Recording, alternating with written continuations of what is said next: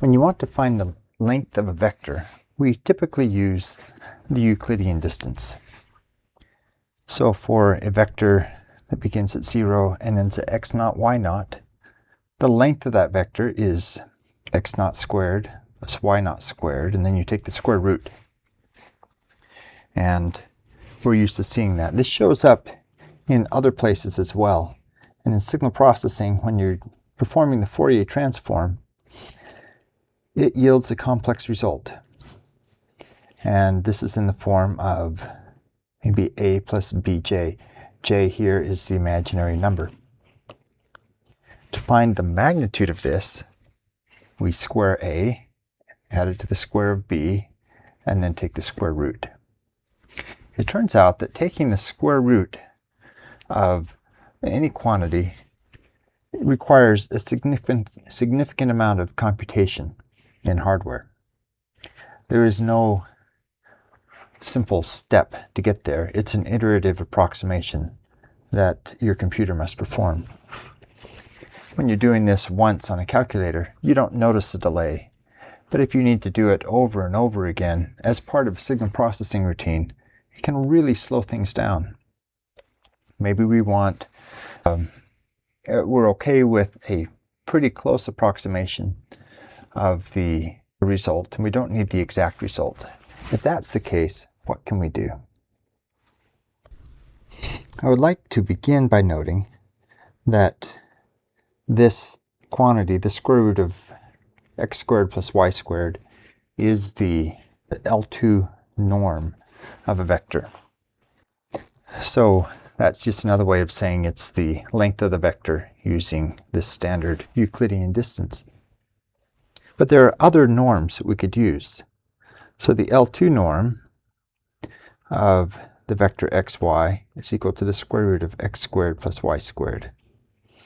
But the L2 norm, the L1 norm of that same thing is equal to the sum of the absolute values of those vectors. This is sometimes called the Manhattan distance because if the L2 norm gives us this, then the L1 norm gives us the path that we would have to take if we were walking city blocks. There are actually an infinite number of norms, but another one that's really interesting because it's easy to compute is the L infinity norm, and the L infinity norm is based on the maximum distance in any of the directions. These, of course, can be extrapolated to more dimensions. It gets harder to draw when you have x, y, z, or maybe 100 dimensions.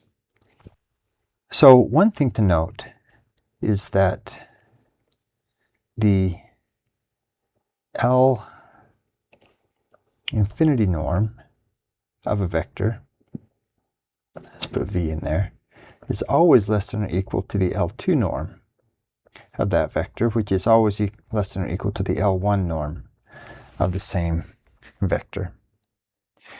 Since the L2 norm is difficult to compute, and we seem to have this L infinity and L1 norm bounding it on both sides, one question is, can we approximate the L2 norm as the average of these other two? And the answer is, I guess we can always approximate something with a poor quantity. The question is it a good approximation? And it turns out it's a pretty fair approximation. We can actually do a little bit better than this by maybe multiplying this first one by alpha and the second term by beta, and we can get a little bit closer, but let me pull up some plots showing how this works. So here we are. Let me explain this plot. First off, we have the x-axis here. This is the angle from 0 to pi over 2. So if we think of this in terms of a vector, that's the angle that we're talking about. So this plot then represents all angles from something aligned with the x-axis to something aligned vertically there with the y-axis. So what else do we see? Well, I've designed this particular plot so that the length of that vector is equal to 1. And that's shown here as our ideal value of 1. Then what are these other things?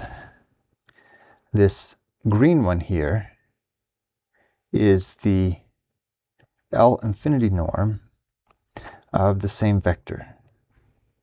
So this would be the L2 norm of V, and this is going to be the L1 norm of V. This kind of makes sense that the L1 norm is going to be larger if you have to walk along the blocks of a city. That's going to take you further than if you could go as the crow flies. Finally, we have this value here. The purple one is this approximation. And we can see that it's not exact. In fact, it's over by about 13% in its maximum value. But if you need a 90% solution, or close to 90% solution, it gets you there. Well, since it's consistently over, maybe there's something that we can do to get us closer. Now, the advantage of this is we find the absolute value. We perform two sums, one to find the L1 norm, and one to add the L1 norm with the L infinity norm, and then we divide by 2. That's very few operations, and they're easy to do in a computer. But if we allow ourselves a few more simple multiplies, we can get a little bit closer. So here we've got the same thing, but with one additional curve. This one in kind of the olive color. And this one is created by taking the minimum value.